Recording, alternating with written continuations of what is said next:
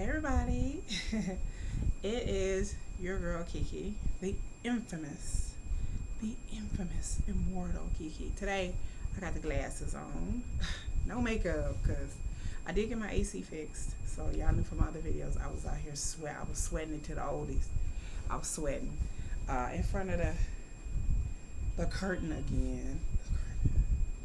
The curtain, the starry cosmic backdrop. I am Kiki. I need you to like, share, subscribe, comment, below, down there. I usually respond as long as you keep it classy. Don't be talking about no crazy stuff and anything too crazy. Like I said, with religious things, I don't get very touchy. So you can say whatever you want to say. Just don't be rude. Don't be mean. I will delete your comment. All of the other people out here who are former Jehovah's Witnesses, non-former Jehovah's Witnesses, I accept you all. Come and take a look. For those of you who may not know who I am, just a brief overview before I get into this interesting story. I would like to say that I'm Kiki. I'm an artist. I have artwork in now 4 different galleries around the country. And I also own 3 shops, 3 e-commerce shops, 3 Etsy shops. I put links to my shops in the description. And not pressuring you to buy or anything, but it's just what I do. I design clothes. I'm an artist. I'm really into like health, skincare, healthy hair, healthy, even though this is healthy as it gets for me with hair. But I'm into all things healthy.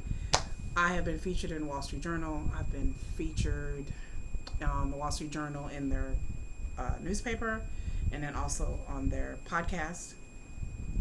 I've also been featured in numerous blogs, various publications. Usually on the weekends or sometime during the week, there is a channel called Teflon TV who does sci-fi geek stuff, a lot of Game of Thrones, TV show reviews, stuff like that. If you ever catch his After Dark Live, you will inadvertently probably see my happy smiling face on there doing my thing. That's the real the real me version of me. And so yeah, that's just people like, who are you? So besides being an exjw witness, I've lived a very eventful, full life. So I like to tell stories. Okay, since if you're XJW, and if you go to my channel, I'll try to put links and stuff like that. I'm telling my story about how I became a Jehovah's Witness, what happened, how I left, just basically a brief synopsis. It's a lot more to that than what I have. Right now, parts 1, 2, and 3 are up. I'm coming out with the conclusion in the next couple of days, so stay tuned. And then also I'm going to break down certain things, maybe observations, how I feel about certain indoctrinations, just whatever I feel like I want to talk about or what I get inspired to talk about when it comes to being a Jehovah's Witness. Things that I found out, like I said, the things that I found out just recently. So I've been out of Jehovah's Witness for 20 years, but I had no idea about the child abuse, about the shunning, about the rules, the hierarchy, certain things that we just never you just weren't told. Because my family, I was an outsider. My family is not Jehovah's Witnesses. So I'm just going to put my own observations in how I see things.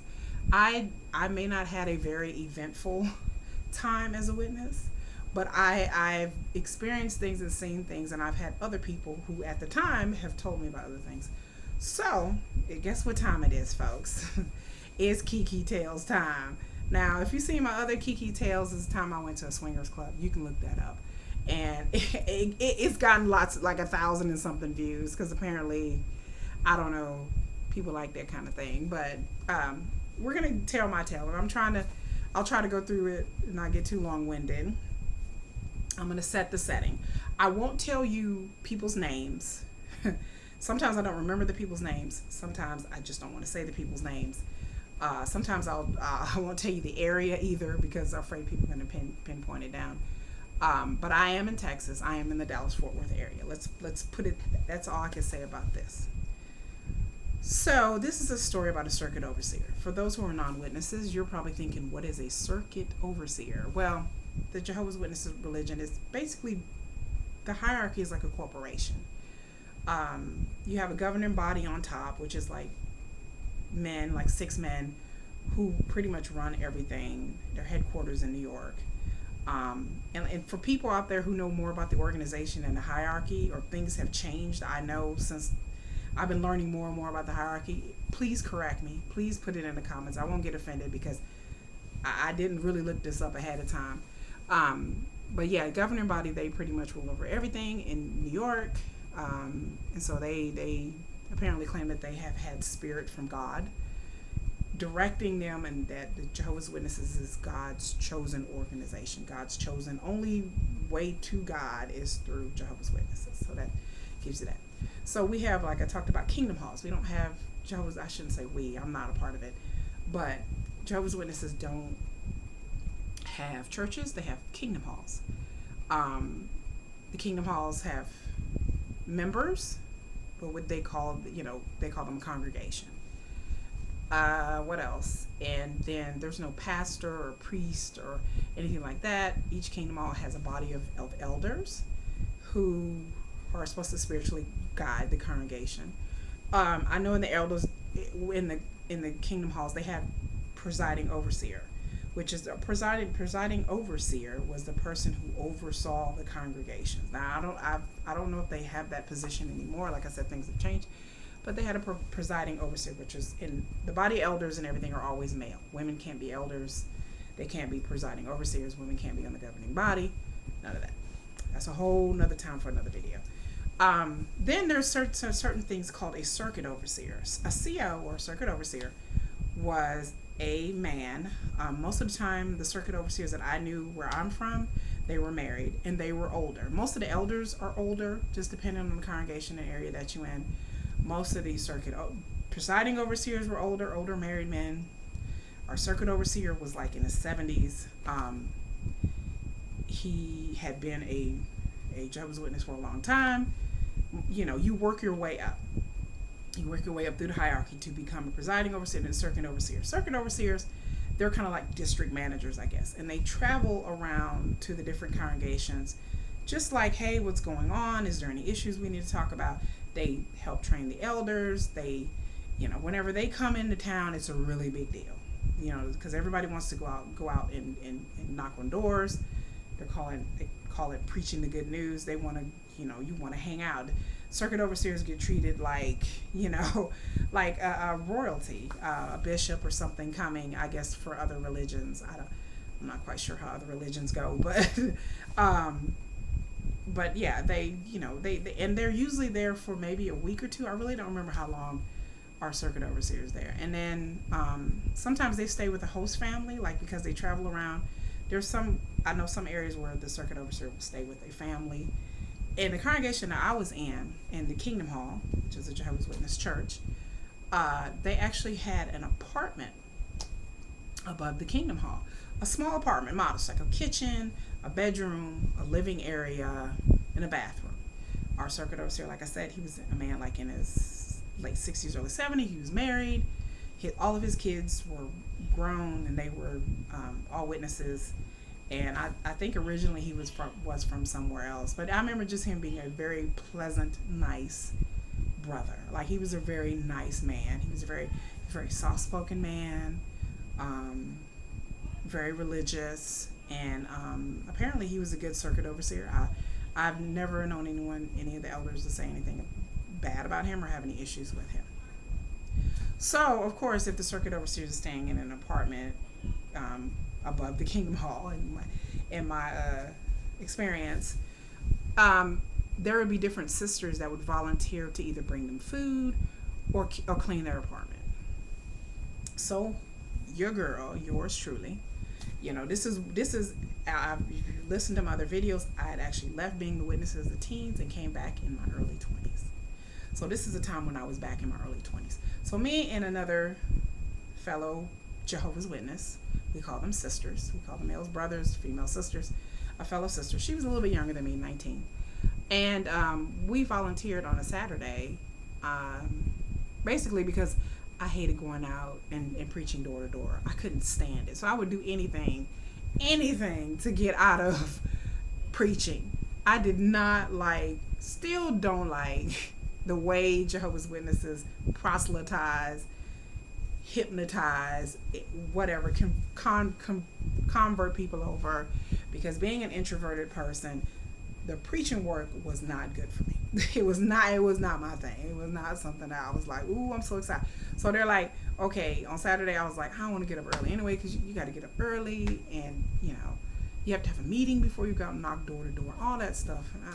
So me and this other sister, and I'm sure she probably didn't want to go out either. She was about 19. She's a little younger than me.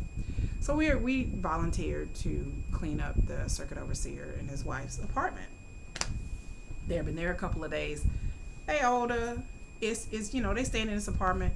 They like to keep it nice and keep it clean. And it's Saturday, so we were told to go this Saturday. They'll be out in field service, be out of your way. They'll be out there preaching. You go and clean up. Here's, we picked up the vacuum from the downstairs from the Kingdom Hall. We got some cleaning stuff. And we arrived there, and the elder gave us a key to get in. And we arrived there, and we just start, first thing we do, we just put our stuff down, start cleaning the kitchen, start cleaning the kitchen. And we're talking a little bit, and then, we clean up the kitchen, straighten up the front room a little bit. And like I said, it's not a big place, so it wasn't going to take very long. I like cleaning anyway. I'm a neat freak, so I ain't mind. We cleaning. I get done with my part. She's still working on hers, and I'm like, okay, I'm gonna do the bedroom, you do the bathroom. She's like, okay, great. So I walk to the bedroom. I have my little cleaning stuff in hand. I open the door, like the door kind of pushes open. There is the circuit overseer on the bed, naked. I do like this. Like, I'm shook, okay? I'm like, it's not like I ain't seen a naked man before, because again, I left the witnesses at one time and went wild it out. So it's not like but again, I didn't want to see 70-year-old Twig and Berries, and I sure in the hell didn't want to see the circuit overseer laying. So the circuit overseer, he jumps up. I'm like, and he's like, oh, you guys are here to clean. Oh, you guys are here to clean? So the other sister hears me gasp. She comes rushing in thinking like, oh my God, what's going on? I promise you, she 19. She probably ain't never seen nothing naked. I may have been wrong, but she might have. But the way her look on her face was like utter horror. Like immediately my eyes go down, and I'm just like, brother, we thought you were at field service. Oh my God. So I like start backing out the room. She turns around and walks out the room. It's like, oh my God. Like she is like, oh my God. I'm like, oh my God. So we back out the room, and then the circuit overseer closes the door. And I'm thinking to myself, like, I sit there, my heart is like racing and beating, and he yells out, okay, sisters, I'll be with you in a minute. I'm like, okay. I'm like, I can't even finish cleaning. Like, you want me to finish? We just sat there. It was like, we looked at each other like, okay, what's to do now? So he gets decent. He gets dressed and he comes out.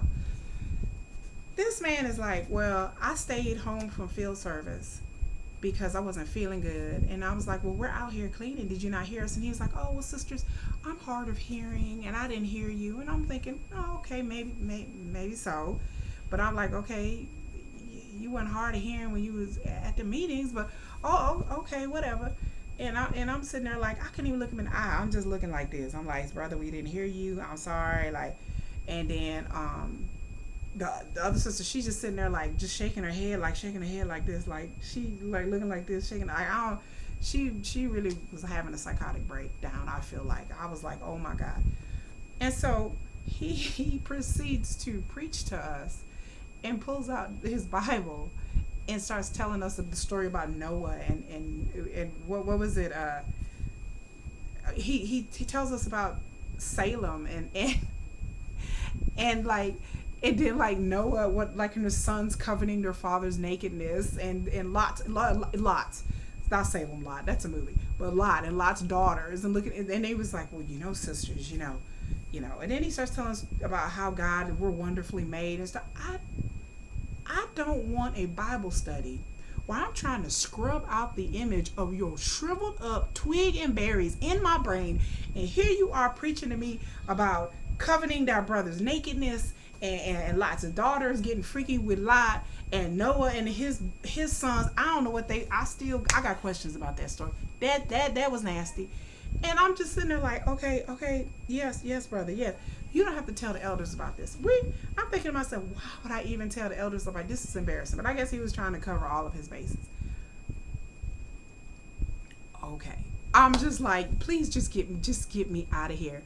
And then he was like, there's no need to say anything to the elders. I'll just let it go. And he proceeds to preach to us about sinfulness and shamefulness. And he was like, I wouldn't want you ladies to get counseled or anything like that due to this incident. I'm thinking to myself, you laying on the bed butt naked. Now, what I saw briefly on the bed, it didn't look like he was asleep at all. And then you're counseling me with the Bible about how we might get in trouble spiritually, that we don't need to tell the elders, and don't be spiritually stumbled by your nakedness, and that we shouldn't covet your nakedness. How am I coveting your nakedness, sir? I didn't say this, but I'm thinking, how am I coveting your nakedness? You're like 70 years old and you claim that you didn't hear and you weren't feeling that good because your diabetes. This circuit overseer knew we were coming. He knew we were coming. They had told him. I was sat there while they told him that we were coming to clean the room. He said, "Oh, I forgot that you ladies were coming." And it's really okay. So I'm like thinking, okay, now we got to finish. So he's like, well, y'all can finish. I'm trying to clean this bedroom as quickly as I can. She's cleaning the bathroom and trying to do it. And you could hear a pin drop. It was almost silent. Because again, I'm trying to scrub the image of this naked man who I got to see at the meeting on Sunday. I got to stand up there and listen to him do a talk while he and knowing that I didn't see him bucket naked. I didn't want to see that. And then now I'm worried about, I have guilt and scary, like, oh my God, am I bringing reproach on Jehovah? Like, is it a sin for me to see the circuit overseer? He is married and I'm a single sister. And is something going to happen? Is Jehovah going to be angry? Here I am going through these mental gymnastics because of seeing this old man naked. Okay? Like this, the craziness of it all. So, oh yeah, folks, it gets better. So usually the circuit overseer would come see us, I think like twice a year. Fast forward to the CO's visit again. This time we have somebody else cleaning the room. I didn't volunteer. I was like, y'all want to call? I was like, hell no, I ain't clean. I'm finna go on field service. Y'all can clean that room. Cause I was like, every time I would see this man, like my face would get hot. And like, and it would be just awkward and weird. But no. Me and the other sister, we never said anything about it. We were just too mortified and embarrassed. Okay, so fast forward to next year. This is some other younger sisters. They probably thinking the same thing. We just gonna clean this room. We don't want to go out and field service today. We tired. We want to go to the mall afterwards. They went from the grapevine that I heard. That I take that back. It wasn't two sisters. It was just one. One sister. She was like 17, 18 years old. Went to go clean the circuit overseer's apartment on a Saturday again. She went by herself. She was cleaning. I was told by her, and she couldn't tell anybody else, but I was told by her because she was actually a friend of the girl that I went with the first time. I don't know if this girl had told. I never told anybody. She may have told her what had happened. But she goes to clean the room. She goes to clean the apartment. She walks in on him, and the circuit overseer is bucket naked on the bed watching an adult film. Yeah. Yeah.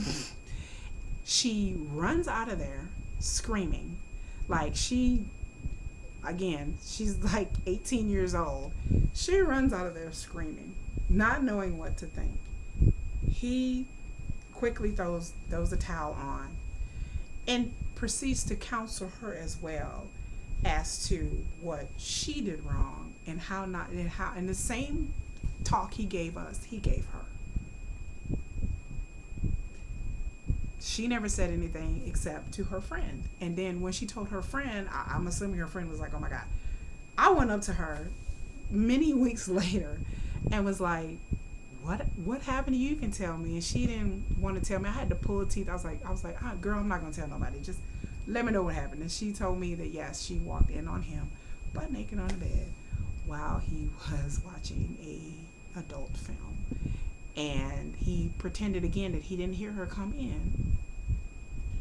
He actually stood up and followed her out of the room naked, talking about, come back, wait, don't leave. And she was still like looking at this man like I could just imagine the look on her face was horrified. And then he turned around, walked back in and put some clothes on and then came back out. I forgot to add that like he followed her out. So apparently this illustrious circuit overseer brother, who will remain nameless, apparently, in conclusion, I'm thinking that this was some sort of kink or some sort of thing that he liked to do. He'd like to stay at home and maybe watch these movies or stay at home and have a relaxing evening by himself. And he convinced his younger sister that she didn't see what she thought she saw and nothing was to see here. And she kept her mouth shut and she only told us. And we were scared to tell anybody because we thought we were going to get disfellowshipped or reproved or something. That somehow it was going to be turned around on us like it was our fault. Because I guarantee a bunch of young sisters, they somehow, some way, they would have found a way to make it our fault. Like just being a female Jehovah's Witness is somehow, no matter what you do, when it comes to any kind of fornication or impropriety, it's because you enticed this brother somehow. You enticed this man somehow to get naked on this bed and want to flash you. Again, I think that he was just a freak and that's how he got his kicks. And so I never cleaned another. And then eventually as time went on, that circuit overseer, he passed away. He passed on, and people got up there and at his funeral and just talked about how wonderful he was and how spiritual he was and how loving he was. And like I said, he was a nice guy and how he was a wonderful dad and a wonderful husband and a wonderful elder when he was an elder and a circuit overseer. And he was just going to be welcomed with open arms in the resurrection. And I'm thinking to myself, he's probably going to be welcome open arm in the resurrection. He's probably going to show up butt naked. He probably going to be like, hey, guess what? This is me. This is who I am. I'm living my best life. And I said, if he probably resurrected, he's going to be resurrected with no damn clothes on. That's how I thought. And I kind of got a little chuckle. But yes, that happened to me. That was weird. And that's just one story of several. That was very interesting. So anyway, that's me. I'm going to let y'all go. Like, share, subscribe, comment, save, do whatever you want to do with this video. If you've had some interesting experiences, maybe there's been some, I had tales about some people, some ex-witnesses who I thought were nudists. That's a whole nother story for another video. But yeah, if you've had some freaky tales or interesting tales or just, awesome weirdness, because human beings are weird, male, female, black, white, whoever, then go ahead and you feel like you want to share. But that's about it. This is a bonus video. It has nothing to do with me telling my story about my time as a witness, but I just thought I'd throw this bonus one in there for you. Hit y'all up real quick with this because I thought about the story today and it just gave me a big tickle, and I thought I'd tickle y'all with it. Tickle. You laughing and you tickling. You tickle. Anyway, y'all have a great Good day, good evening, good night, wherever you at. Bye.